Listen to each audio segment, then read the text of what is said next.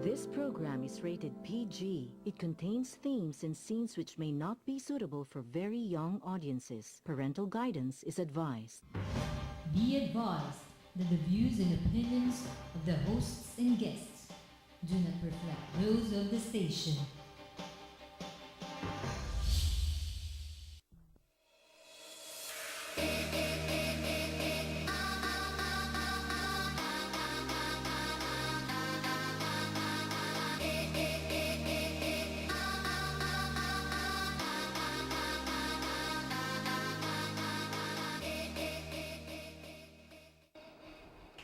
Good day, Philippines. You are watching the Global News Network, your information source to business trends, opportunities, and money-wise tips.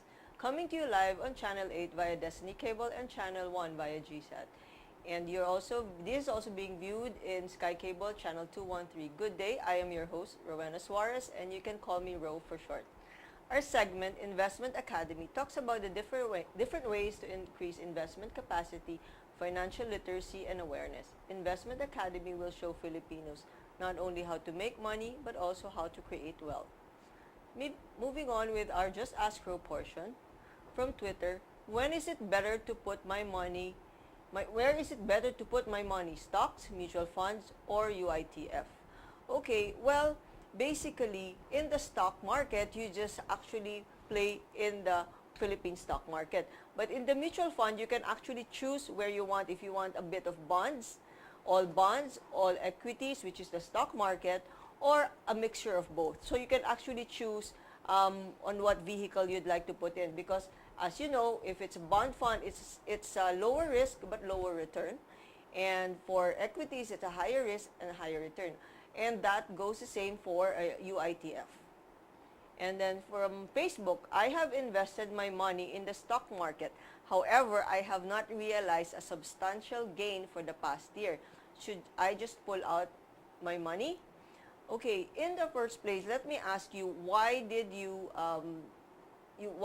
put your money in the stock market? Is this for just capital gain? And of course, before you do that, you have to have a time frame.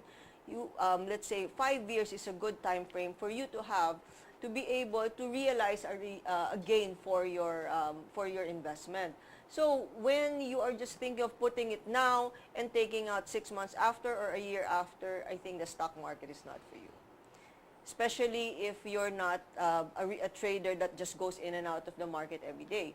So have a longer time period, and if you're not going to be using that money, I suggest that you still keep it there for a longer period of time. Okay, a text from Francis. Aside from the stock market-based investment, where else can I put my money? Or, okay, so I've actually told you already some of the investments that we can put it in. Of course, there's also the real estate. And later, from our guests, you will also hear how you can invest in another kind of market. Okay, and then there's an email from Junelle. I have some money set aside, but I don't know when to start investing.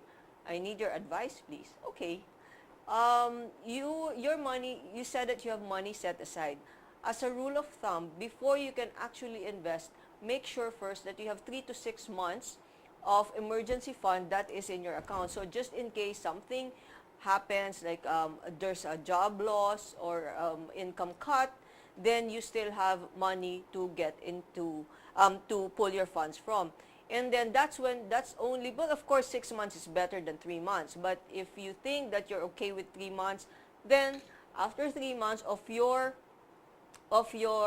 income, let's say your income is, let's say, 50,000 a month. So from 50,000, multiply that by 3. As long as you have 150,000 in your account, then you can start investing. Now, where to invest?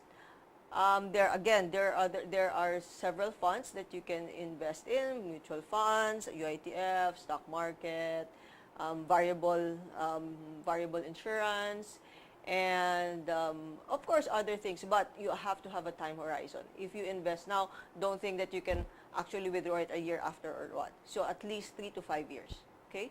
For questions, you may get in touch with us through 0917-862-0700 0917-8576. That's 0917-86-AskRow. And you can email me at justaskrow@gmail.com. And you can follow me in Twitter, just_askrow. Some of the shows can also be viewed in YouTube, Investment Academy by Rowena Suarez.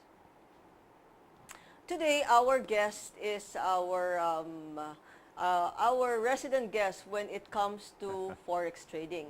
Now, without further ado, I will introduce you to Mr. Mark So. He is the founder of Forex Club Asia and the president of Business Maker Academy. That's right. So, hello, Mark. I'm Thank always you. happy to be here, Ro. Thank you Nice again to see you for again. coming. Yeah. It's now 2014. 2014. So I think every year I ask you to come Yeah. to at least update us with the market. No? Yeah, I'm happy to be here. Yeah.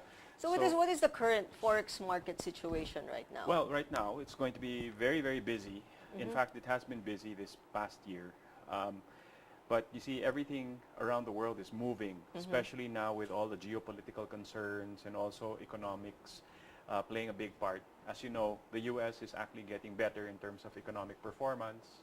But at the same time, there's geopolitical risk, Russia and Ukraine and all of that. So there's a lot of things, a lot of opportunities to do in Forex. So to give you a state, basically, if you are going to get into Forex trading or trading currencies, it's basically a very good time to buy certain currencies and not a good time to buy or to be in certain currencies as well. So I'll talk about that, I think, in more detail later. No? So in a nutshell, it's always robust. Just remember, as long as the world runs on money, Forex will always be busy. there. Yeah. If you remember the question earlier of our guest, because aside from the usual stock market, mutual fund, Right. I said our guest can answer that. Right. So what do you think about Forex? I mean, what can you advise her on investing on Forex? Well, if you're going to invest and you are more into the risk-taking mood, then Forex is something that you may want to look into. If you're the more, okay, I want to be a conservative investor, then probably not Forex for you. Forex is really more for the high-risk investor. These are high-risk, high-return investments. So if you're into making anywhere from 12% per year to 300%, if depending on your risk appetite, the Forex market can be for you. However, as I said, if you're more risk averse and you're more of a conservative kind of trader, then maybe not yet. So you have to have the heart to be in the Forex. You definitely have to have the heart. The investments that I am in are extremely risky, and that's why you really require a lot of guidance from me. And not just me, from people who have been there and done that, because if you get into it without proper knowledge, I mean, you can lose everything you've got, especially if you don't know what you're doing, no? And it's a very technical market, and although it's hard at the start, if there's proper guidance and you have perseverance and patience, and you have, proper money management principles, which I hope I will share today, and it's okay. Yeah, You're and good. you've been doing this for quite some time already. More than a decade already. More than a decade, I yeah. feel so old already. No, we're like wine. We get better as we That's age, right. right? That's correct. So yeah, it's definitely, if you're getting into any investment, it doesn't have to be Forex. Any investment, experience counts a lot. I mean, if you were to get into a specific investment, look for a mentor who has been there and done that. Don't just go in and then you listen to the first person you hear, and that first person is just telling you things that he's heard from someone else. So you have to learn how to discern who to listen to and who not to. So experience counts a lot. Yeah, I think in every business, Yeah. in every business that you get Exactly. into, Yeah. I mean, you really have to study it before you get into it. Right. Otherwise, your capital will just poof. Yeah, it will Right? vanish. It will vanish. Right before your And eyes. in fact, even for professionals, they can't just go in a clinic and be a doctor. They have to Exactly. study it also, Exactly. right? You need to put in the hard work. Yeah. And the problem right now that I see is most people, they want to skip the hard work. They just want to get into the meat of the thing. And I really, agree with what you said. Before you invest, you have to have some money set aside, whether it's 3 months, 6 months and stuff. Because a lot of people don't understand that investments, by its very nature, it doesn't have to be Forex, it can be anything. Investments, by its very nature, is never guaranteed. Yes. And so you have to now take care of yourself before you get into investments. And that's why part of the reason why I think your show is very good, and the reason why I always like coming here is Thank because you. we're investing in time to educate people. Yes, yes. And that's, for me, that's the best investment that you can ever make. Right? Yeah. And okay, so saying that it's it's everything so active now in the Oh, yeah. market, and the economy. Is it still a good time to get in? Isn't it? Aren't the prices high? Or No, what do you call it? actually, there are a lot of bargain prices for certain currencies if you're willing to hold on to the currencies. And some of the currencies are on the rise, and even though they've been rising for a while, they will continue to rise some more because of economic performances. One thing to remember is that, as I said a while ago, as long as the world runs on money, there will always be a need for certain currencies like the euro or the U.S. dollar or the pound or the franc. I mean, as long as you know when to get in, you're okay. There's no such thing as high price because unlike other investments, if you need dollars, Yeah. no matter what the price is, you Yeah. need to buy dollars. Yes. Yes. Yeah. And it's not just traders we're talking about here. We're talking about businesses. We're talking about multinational corporations. Because who need dollar is still dollars the to- universal Correct. universal currency. And that's just one currency out of a multitude of currencies that you can get your hands on. And so, yes, there's no such thing as over. I mean, if the price is too high, yes, there are certain times when you should not. But you just wait a while, and it'll come down. And you'll be able to get. What in. about the Asian currencies? Yeah.